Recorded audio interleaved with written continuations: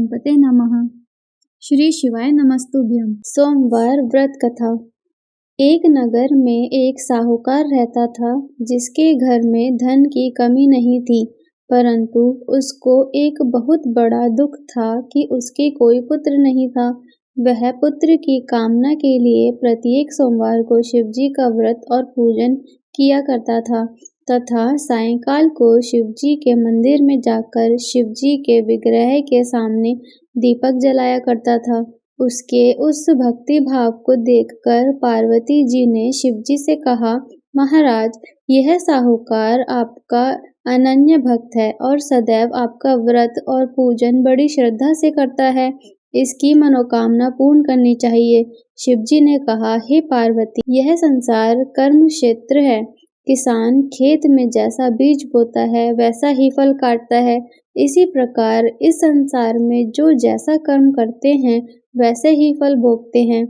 पार्वती जी ने अत्यंत आग्रह से कहा, महाराज, जब यह आपका अनन्य भक्त है और यदि इसको किसी प्रकार का दुख है तो उसको अवश्य दूर करना चाहिए, क्योंकि आप सदैव अपने भक्तों पर दयालु होते हैं और उनके दुखों को दूर करते हैं। यदि आप ऐसा नहीं करेंगे तो मनुष्य आपकी सेवा, व्रत और पूजन क्यों करेंगे? शिवजी कहने लगे, हे पार्वती, इसके कोई पुत्र नहीं है। इसी चिंता में यह अति दुखी रहता है। इसके भाग्य में पुत्र न होने पर भी मैं इसको पुत्र की प्राप्ति का वर देता हूँ, परंतु यह पुत्र केवल 12 वर्ष तक ही जीवित रहेगा। इसके पश्चात वह मृत्यु को प्राप्त हो जाएगा। इससे अधिक मैं और कुछ इसके लिए नहीं कर सकता। यह सब बातें साहूकार सुन रहा था।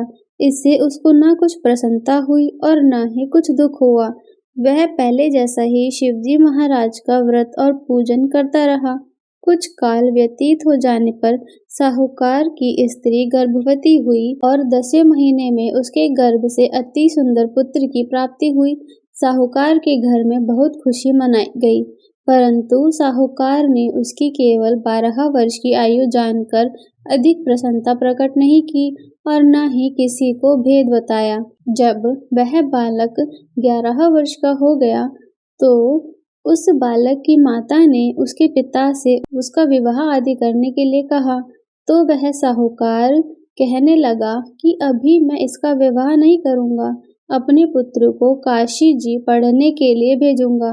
फिर साहूकार ने अपने साले अर्थात बालक के मामा को बुलाकर उसको बहुत सा धन देकर कहा, तुम इस बालक को काशी जी पढ़ने के लिए ले जाओ और रास्ते में जिस स्थान पर भी जाओ यज्ञ तथा ब्राह्मणों को भोजन कराते जाओ। वह दोनों मामा और भांजे यज्ञ करते और ब्राह्मणों को भोजन कराते जा रहे थे। रास्ते में एक शहर पड़ा।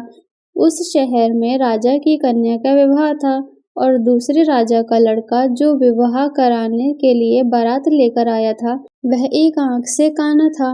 उसके पिता को इस बात की बड़ी चिंता थी कि कहीं वर को देख कन्या के माता पिता विवाह में किसी प्रकार की अड़चन पैदा न कर दें। इस कारण जब उसने अति सुंदर सेठ के लड़के को देखा तो मन में विचार किया कि क्यों ना दरवाजे के समय इस लड़के से वर का काम चला लिया जाए। ऐसा विचार कर वर के पिता ने उस लड़के और मामा से बात की तो वे राजी हो गए। फिर उस लड़के को वर के कपड़े पहना तथा घोड़ी चढ़ा कन्या के दरवाजे पर ले गए और सब कार्य प्रसन्नता से पूर्ण हो गया। फिर वर के पिता ने सोचा कि यदि विवाह कार्य भी इसी लड़के से करा दिया जाए तो क्या बुराई है।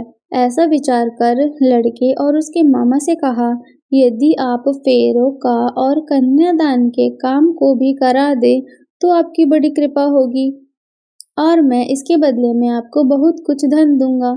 तो उन्होंने स्वीकार कर लिया और विवाह कार्य भी बहुत अच्छी तरह से संपन्न हो गया। परंतु जिस समय लड़का जाने लगा तो उसने राजकुमारी की चुनरी के पल्ले पर लिख दिया कि तेरा विवाह तो मेरे साथ हुआ है, परंतु जिस राजकुमार के साथ तुमको भेजेंगे वह एक आंख से काना है और मैं काशी जी पढ़ने जा रहा हूँ। लड़के के जाने के पश्चात उस राजकुमारी ने जब अपनी चुनरी के पल्ले पर ऐसा लिखा हुआ पाया तो उसने राजकुमार के साथ जाने से मना कर दिया और कहा कि यह मेरा पति नहीं है, मेरा विवाह इसके साथ नहीं हुआ है। मेरा विवाह जिसके साथ हुआ है वह तो काशी जी पढ़ने गया है। राजकुमारी के माता पिता ने अपनी कन्या को विदा नहीं किया और बारात वापस चली गई। उधर सेठ का लड़का और उसका मामा काशी जी पहुंच गए।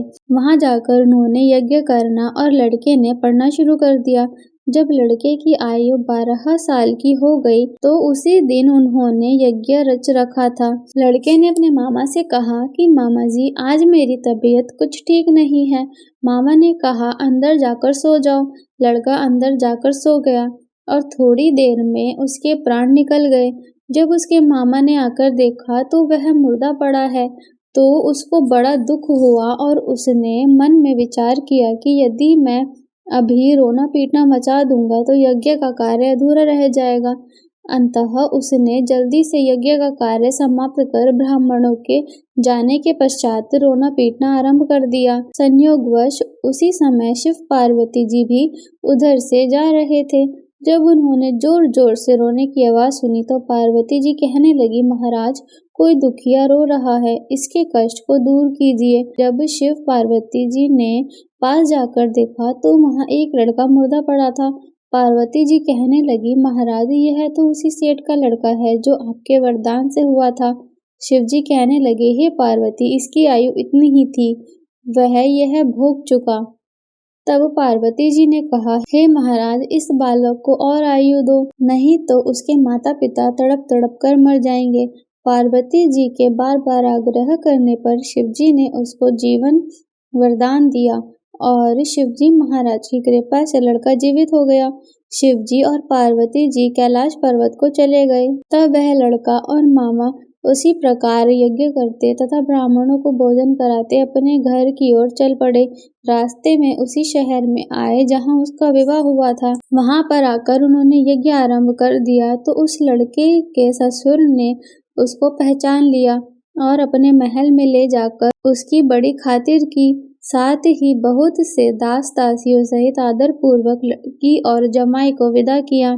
जब वह अपने शहर के निकट आए तो मामा ने कहा कि मैं पहले तुम्हारे घर जाकर खबर कराता हूँ।